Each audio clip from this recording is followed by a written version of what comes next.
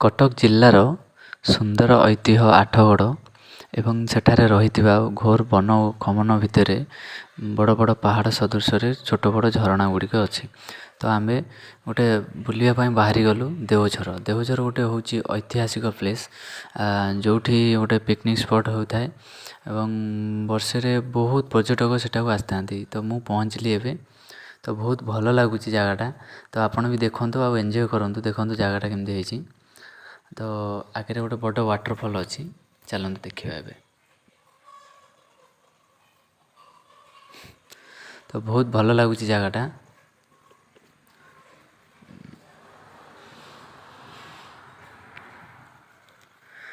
Finally ଆମେ ଆଗକୁ ବହୁତ ବଢ଼ିଗଲୁଣୁ। ତ ଏଇ ବାଟେ ହାତୀ ଚଲା ପଥ ଏଟା, ଯେଉଁଠିକି ହାତୀ ପ୍ରାୟ ଟାଇମ୍ ଏଠି ଯିବା ଆସିବା କରନ୍ତି। ତ ଆମେ ଦେଖି ଚାହିଁ ଏଠି ଯେବେ ବି ଆପଣ ବି ଆସିବେ ତ ଚାରିଆଡ଼ୁ ଲକ୍ଷ୍ୟ କରିକି ଆସିଥିବେ, ଏକମୁହାଁ ହେଇକି ଜମା ଆସିବେନି। ଏଇ ଦେଖନ୍ତୁ ଝରଣା ପାଣି ଗଡ଼ୁଛି।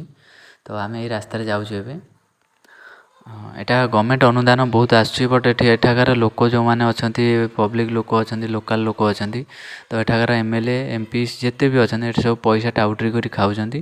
ତ ଏହାର କିଛି ଡେଭଲପ୍ ହିଁ ହେଇନି।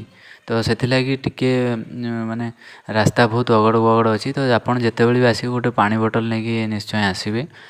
ଆଉ କିଛି ଖାଇବାକୁ ଯଦି ଆଣିଥିବେ ତ ଭଲ। ଆଉ ସ୍ପେଶିଆଲି ଏଠି ଯେବେ ବି ଆସିବେ କିନ୍ତୁ ଚାରିଆଡ଼ୁ ଦେଖି ଚାହିଁକି ଆସିବେ, କାରଣ ଏ ପାଖରେ ହାତୀ ବାରହାର ମାନେ ବ୍ୟାପକ କ୍ଷତିଗ୍ରସ୍ତ କରିପାରିବେ ଆପଣମାନଙ୍କୁ। ତ ସେଥିଲାଗି ଆପଣ ଯେତେବେଳେ ବି ଆସିବେ ତ ଦେଖି ଚାହିଁ ଆସିବେ। ଏଠାକାର ରାସ୍ତା ଜମା ଭଲ ନାହିଁ। ତ ଚାଲନ୍ତୁ ଦେଖିବା କ'ଣ କେମିତି ଚାଲିଛି ଆଗ ଅବସ୍ଥା। ତ ଆମେ ଏବେ ପାଖାପାଖି ହେଇଗଲୁଣୁ ୱାଟରଫଲ୍ର। ଏବେ ଦେଖାଯାଉଛି, ଆଇ ଥିଙ୍କ ଆପଣମାନେ ଦେଖିପାରୁଥିବେ, ଟିକେ ଟିକେ ଦେଖାଯାଉଛି, ଦେଖନ୍ତୁ। ଏଠି ସ୍ପେଶିଆଲି ମାନେ କେହି ଆସନ୍ତିନି। ଏଇଟା ଗୋଟେ ମାନେ ଛୁପା ରୁସ୍ତମ ଯେଉଁ କୁହନ୍ତି ସେଇ ଟାଇପ୍ର। ଏ ଦେଖନ୍ତୁ ଝରଣା ଏବେ ଦେଖାଗଲାଣି। ତ ଆମେ ଯିବା, ପାଖକୁ ଯିବା। ତ ଦେଖନ୍ତୁ ଏଠି ଗୋଟେ ଅଜଗର ଅଛି, ଯେଉଁଠି ପାଣି ଝରୁଛି ସେଠି ଗୋଟେ ଅଜଗର ରହୁଛି। ତ ସେଥିଲାଗି ଏଠି କେହି ଗାଧୋଉନାହାନ୍ତି। ତ ସେଠି ଯିବାକୁ ଡରୁଛନ୍ତି ସମସ୍ତେ। ଗୋଟେ ବଡ଼ ଅଜଗର ଅଛି ଏଠି। ଆଉ ସାପ ବହୁତ ଏଠି ଅଛନ୍ତି। ତ ଏଠି ପ୍ରାୟତଃ ଏଠି ଶାଳ ଗଛ ଆଉ ପିଆଶାଳ ଗଛ ବହୁତ ଦେଖିବାକୁ ମିଳେ ଏ ଜାଗାରେ। ଆଉ ବନସ୍ପତି ଔଷଧୀୟ ଗଛ ବି ଅଛି ଏଠି। ଦେଓଝର ବହୁତ ବଢ଼ିଆ ଜାଗା। ଆପଣ ଯେବେ ବି ଆସିବେ ଏଇଟା ଗୋଟେ ପିକନିକ୍ ସ୍ପଟ୍ ହିସାବରେ ଅଛନ୍ତି। ଦେଖନ୍ତୁ ଏଠି ମାନେ ସଫାସୁତୁରା କିଛି ନାହିଁ, ଗୋଟେ କଭରିଂ ବି କିଛି ହେଇନି। ଗଭର୍ଣ୍ଣମେଣ୍ଟ ଅନୁଦାନ ମିଳୁଛି, ହେଲେ ଏଠାକାର ମାନେ ପବ୍ଲିକ୍ ଯେଉଁମାନେ ଅଛନ୍ତି ସେମାନେ ସବୁ ଟାଉଟରି କରି ଖାଇ ଦେଉଛନ୍ତି ସବୁ ପଇସାକୁ। ତ ଚାଲନ୍ତୁ ଯିବା, ଦେଖିବା, ପାଖକୁ ଯିବା ଟିକେ। ତ ଆପଣ ଯେବେ ବି ଏଠି ମାନେ ଏଠିକି ଆସିବେ ତ ପଥର କରରେ ସାପ ଫାପ ସବୁ ଅଛନ୍ତି। ତ ଚାରିଆଡ଼କୁ ଅନେଇକି ହିଁ ଆସିବେ, ବୁଝିଲେ ଆଜ୍ଞା। ଏବେ ଆମେ ଟିକେ ପାଖକୁ ବଢ଼ିବା। ତ ଏଇ ଯେଉଁ ପାଣି ସବୁ ରହୁଛି ଜାମ୍ ହେଇକି, ଏଠି ସବୁ ସାପର ସଙ୍କେତ ବହୁତ ରହୁଛି। ତ ଏଠି ପ୍ରାୟତଃ ଏଠି ହାତୀ ହିଁ ଆସନ୍ତି। ଆପଣମାନେ ଯେବେ ବି ଆସିବେ ଚାରିଆଡ଼ୁ ଟିକେ ଦେଖିକି ଆସିବେ।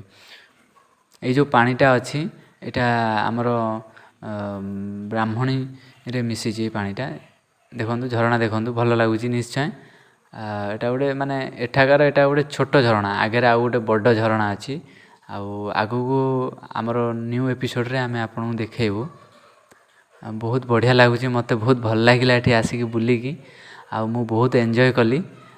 ଆଇ ଥିଙ୍କ ଆପଣମାନେ ବି ବହୁତ ଏନ୍ଜୟ କରିଥିବେ। ଯେବେ ବି ଆସିବେ